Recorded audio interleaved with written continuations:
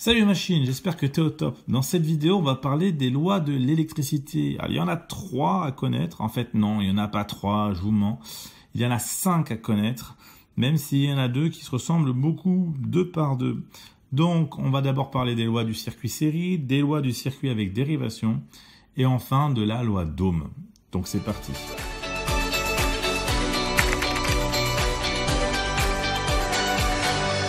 Alors, on va commencer par le circuit le plus simple, ce qui ne veut pas dire que ce sont les lois les plus simples. Donc, dans le circuit le plus simple, le loi du circuit en série, on a pu faire quelques mesures d'intensité et de tension. Donc, j'ai fait ce beau schéma qui correspond aux mesures que j'ai pu faire.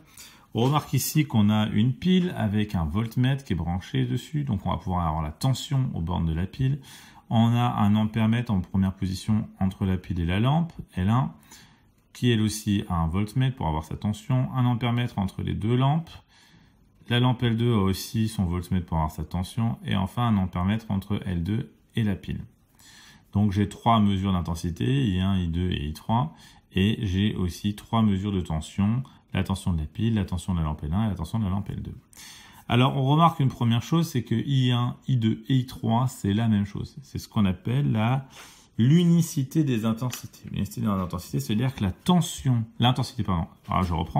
L'unicité des intensités, c'est-à-dire que l'intensité est unique dans un circuit en série.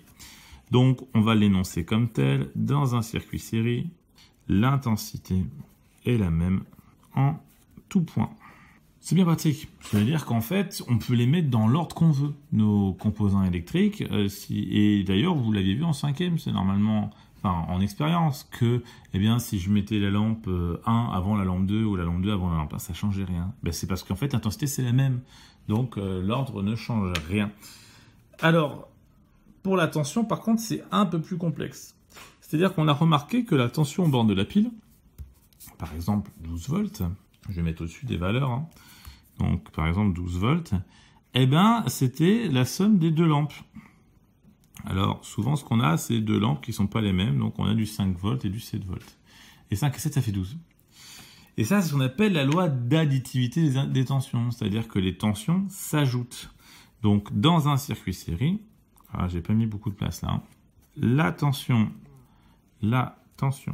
du générateur, puisque c'est lui qui donne l'électricité, est égale à la somme des tensions des récepteurs. En gros, la poussée d'origine, la tension que le générateur envoie, est en fait partagée entre les différents récepteurs. On a une poussée, et cette poussée-là, le premier dit moi je vais prendre 5 volts, puis le deuxième va prendre 7 volts. En fait, ça dépend aussi surtout de leurs besoins. Ça, c'est pour les lois de circuit série. Donc, unicité d'intensité, l'intensité est la même partout dans un circuit série. Et additivité des tensions, dans un circuit série, la tension du générateur va être partagée entre les différents récepteurs. Dans un circuit avec dérivation, c'est l'inverse. Donc, dans un circuit avec dérivation, j'ai fait un circuit avec dérivation où j'avais oublié de mettre les ampèremètres au début, mais on les comprend bien. Donc, j'ai ici un générateur qui fournit le courant. Ensuite, une branche avec une lampe et un ampèremètre, une branche avec une lampe et un ampèremètre, et la branche du générateur qui, elle, contient une lampe, plus un voltmètre aux bornes du générateur pour avoir sa tension.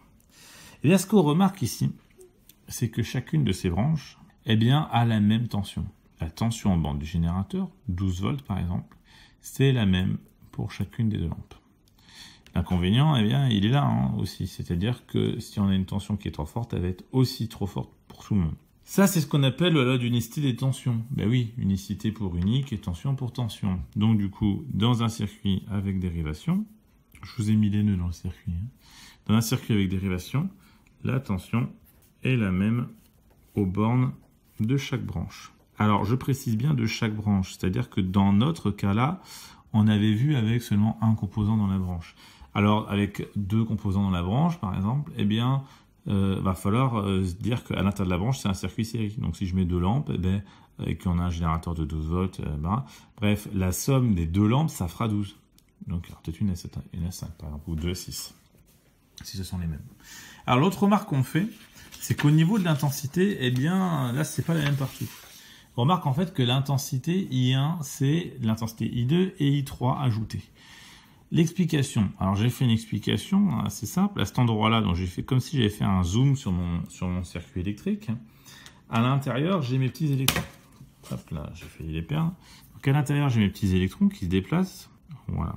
Donc là, j'ai un débit. Apparemment, je disais qu'il y en avait 4 qui circulaient dans une section comme ça. Voilà, il y en a 4 qui circulent. Ça, c'est mon débit. Si je prends la même section, voilà, mais quand je vais arriver à mon nœud, eh bien ces 4-là vont pas pouvoir aller à la fois à droite et à la fois à gauche. Ils vont devoir choisir. Donc on peut en avoir par exemple 3 ici parce que le fil est plus gros et donc du coup on peut en encaisser plus. Tandis qu'ici, il n'y en aura que 1 qui se déplacera. Si on poursuit le circuit, si on va un peu plus loin, eh bien, logiquement, notre circuit étant fermé, eh bien, ils vont retourner les deux au générateur. Voilà. Et quand ils vont retourner au générateur, eh bien, on va retrouver nos électrons, puisque 3 et 1 vont se rejoindre pour former 4. Ça, c'est la loi d'additivité des intensités. Ça veut dire que, alors ici aussi, on a un nœud. Ça veut dire qu'en fait, l'intensité, quand elle arrive à un nœud, eh bien, elle se divise en 2 parties. Okay. Donc, c'est un peu plus compliqué à expliquer, à écrire. Donc, on va retenir cette définition-là qui est un peu plus complexe. L'intensité des branches arrivant à un nœud est égale à celle qui en ressort. Ça veut dire que l'intensité qui arrive va être séparée en 2 parties qui vont ensuite se revenir. Voilà. Ça, c'est pas la plus simple à comprendre et en plus, elle nous aide pas forcément. L'avantage du coup, c'est que dans notre circuit avec dérivation, eh bien l'intensité ne va pas être la même dans chaque branche et donc du coup, va peut-être nécessiter moins de fusibles. Enfin, dernière loi, une loi qui est assez mathématique d'ailleurs, hein, c'est la loi d'Ohm. Alors la loi d'Ohm, ça fait appel aux ohms. Les ohms, c'est l'unité de la résistance. Si on prend une résistance électrique, qu'on fait varier la tension au bord d'une résistance, on mesure l'intensité qui circule le circuit, on remarque 2 choses. C'est que plus la tension augmente, plus l'intensité augmente, plus I augmente.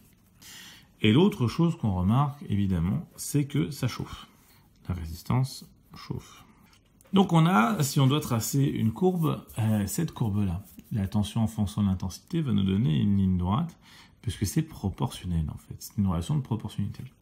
La loi d'Ohm, voilà, je l'ai écrite, elle est là. C'est U est égal à R fois I.